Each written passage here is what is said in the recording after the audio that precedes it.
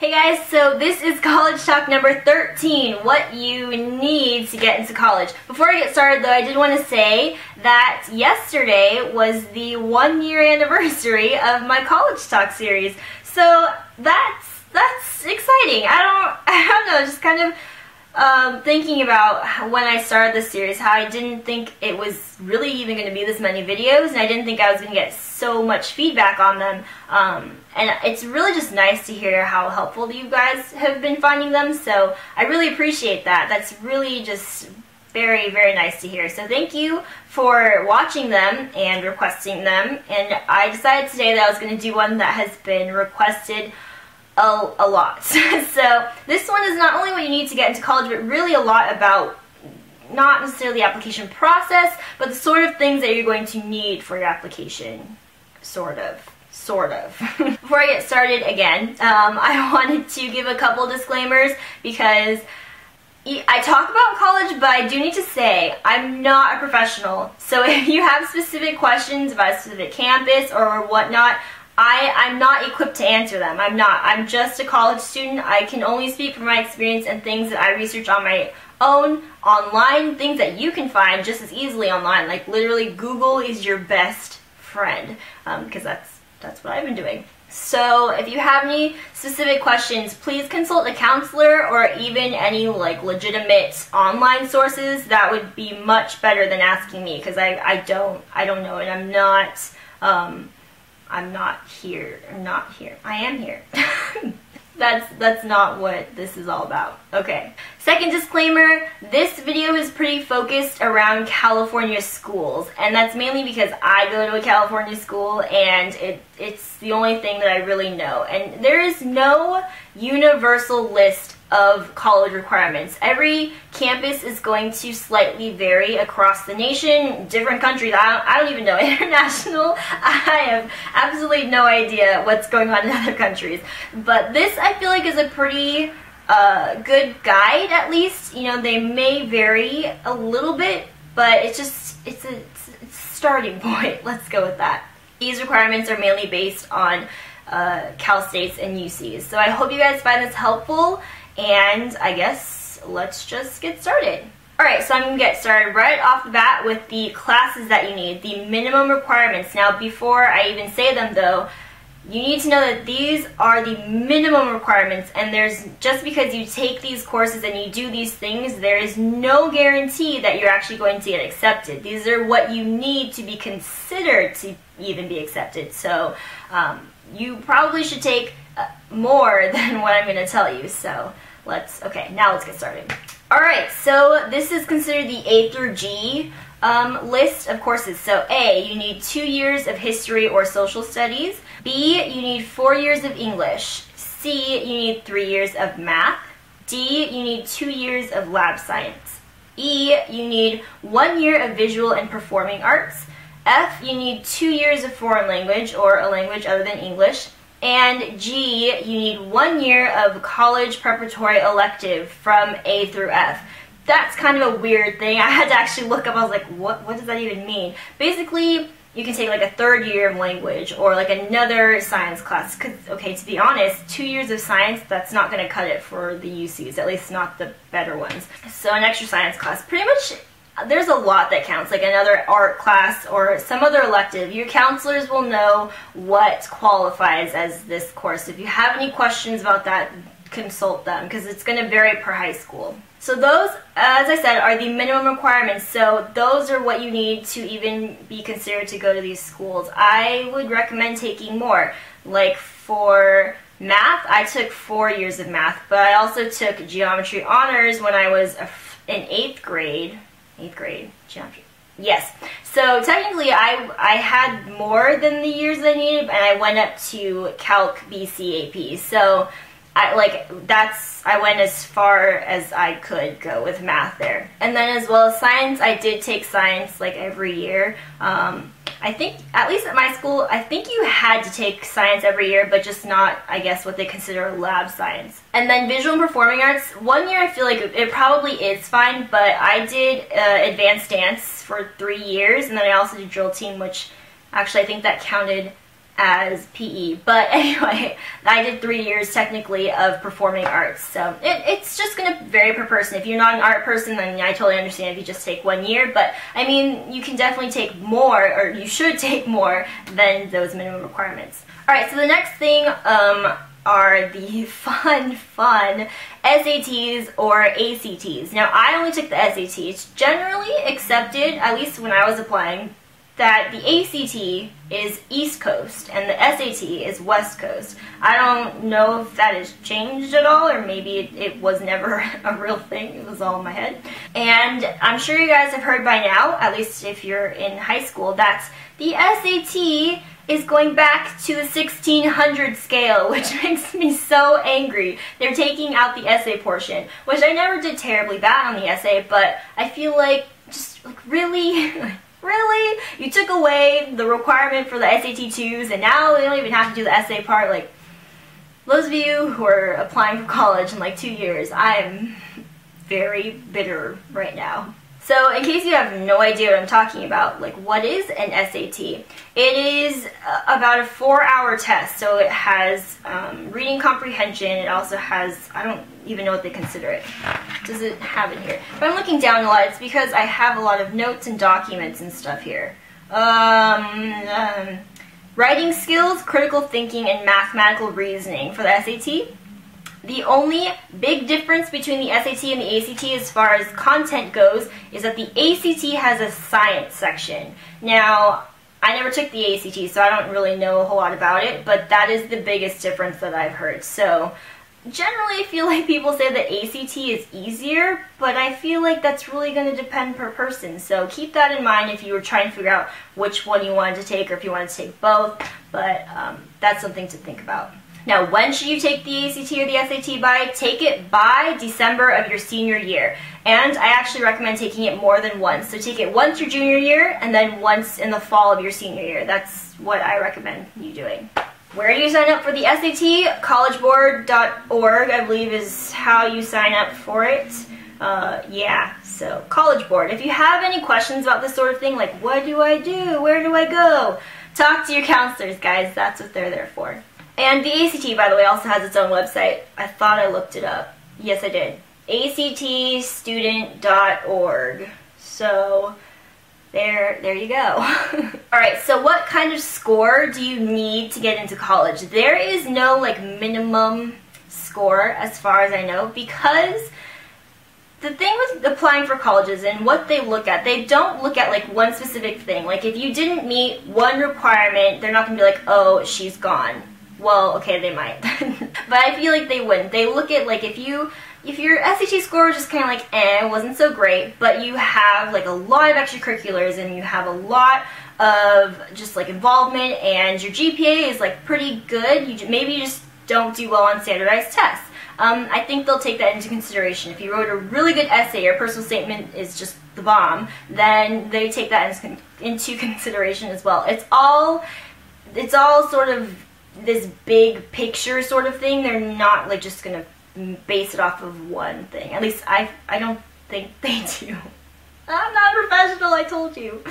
Okay. Alright, so the PSAT is like the little baby friend of the SAT, and it's not required technically, but I recommend that everybody take it. Now, it's like, why would I want to take a test that I don't have to take?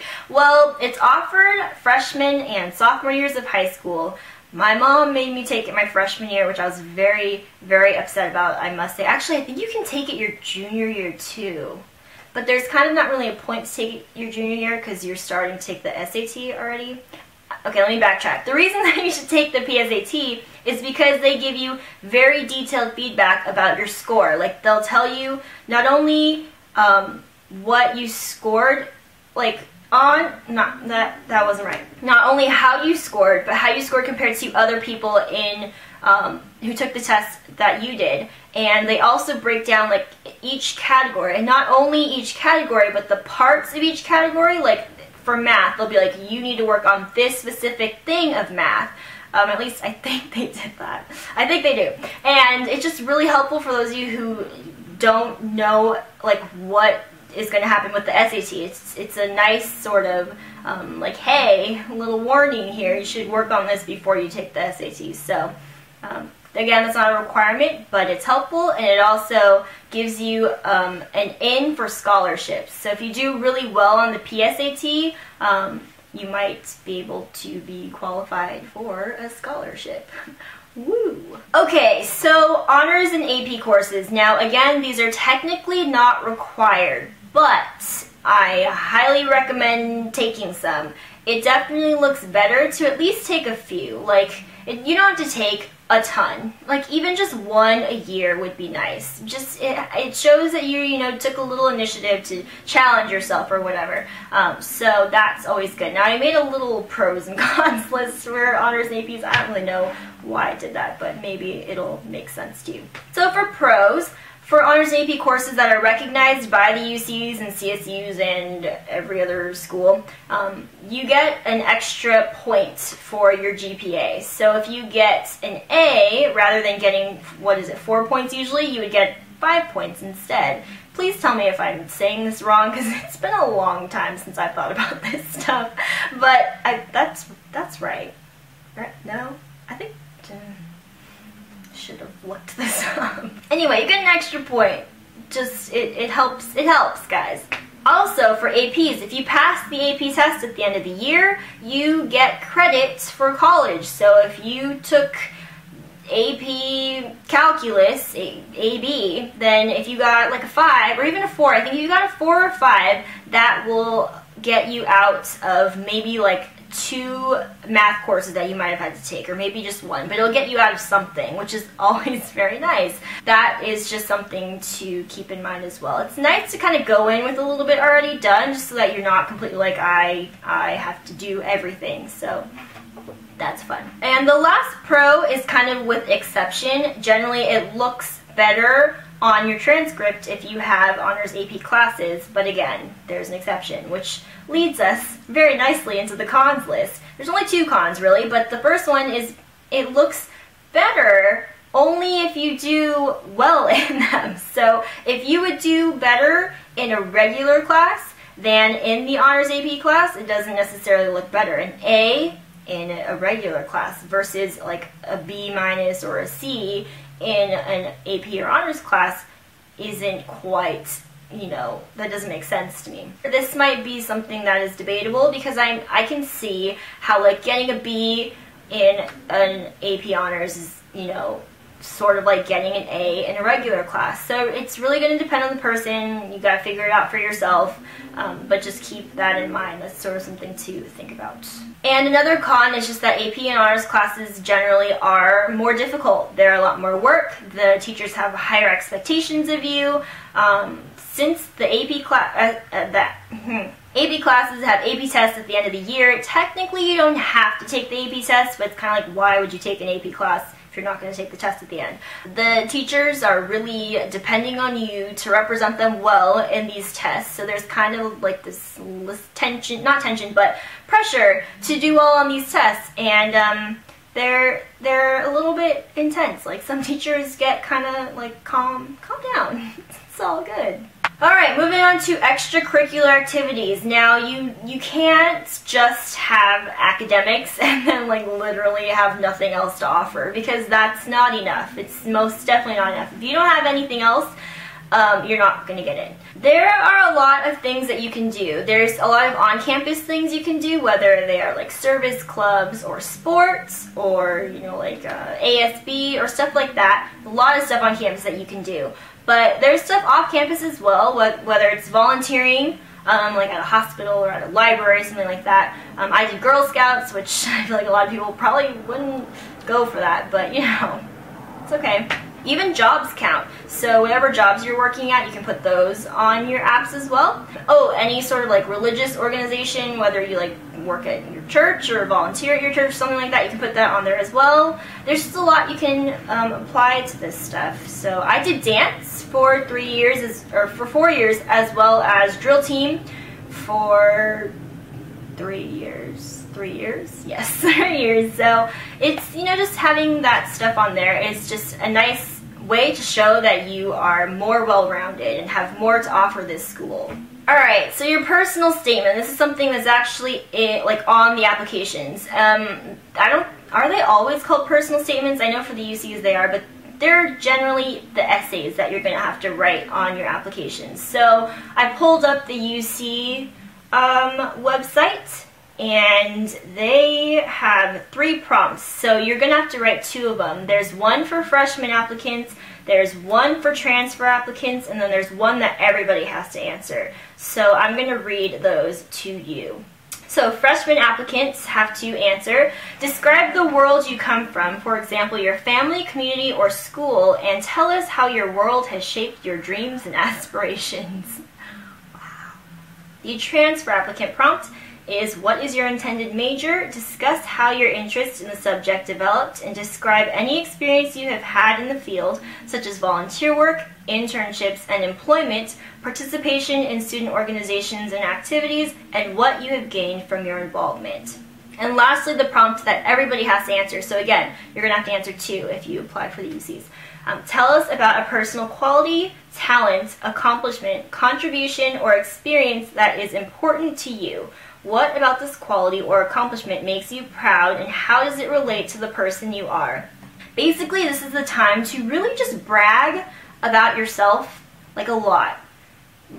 Like a lot. The problem that a lot of people I feel like have, including myself, is really trying to find something special about yourself. If you've never gone through any sort of like even like traumatic event or anything dramatic, like something life-changing, you know, at this point in time, like I was 17 when I was applying for college, like what, I didn't do anything. Like there was nothing for me to write about. And to be honest, I don't remember what I wrote about. Seriously, I don't remember. I was trying to, but I have no idea. That is how fantastic my life was at this point in time. You know, if I had been doing YouTube videos at this point in time, that's absolutely something that I would have written about, but I don't remember what I wrote about. Really just think about like literally everything in your life. What has influenced you most? And if there's nothing, seriously dig deeper. There's got to be something in there. There's got to be, I think. Overall, so for GPA, this is for UCs and Cal State specifically. You need a minimum of a 2.0 in the A through G courses that I listed to get into a Cal State. And you need a minimum of a 3.0 to get into a UC in the A through G courses. So that's something to keep in mind. Aim for a 3.0 at least. Now, just to give you a sort of idea about the way, how many colleges are in California alone, there are 112 community colleges. There are 23 Cal States, and there are 9 UCs. And besides those, there are more than 75 like independent or private schools in addition to the other ones, just in California alone. So that's something to think about. I mean, how many of these schools have I never heard of? Like, I only applied to like 7 schools. I mean, there are just so many other options that I didn't look into. That's not even considering out of state. So my big advice that I talked about a little bit in my how to pick the right college video is to really actively pursue this. Like, I was super unengaged in the whole process because I knew I was going to get into a UC. I knew I was going to get into at least like an average one. So I was just like, nah, I'll get in somewhere. I know I'm going to go to college, so it wasn't like a big deal for me. But now looking back, I so wish I had looked into it more, just looked at more options, I guess. So it's definitely something to, like broaden your horizons, guys. It's a good idea. So anyway, I think that is all that I had to talk about, I think. Yes. Alright, so if you guys have any questions, again, I'm not a professional, so I don't know if I'll be able to answer them, but you could try and feel free to leave them, and I'll see what I can do. But I hope you guys found this helpful. Again, thank you for celebrating the 1-year anniversary of College Talks, and that's it. So I'll see you guys next time. Bye!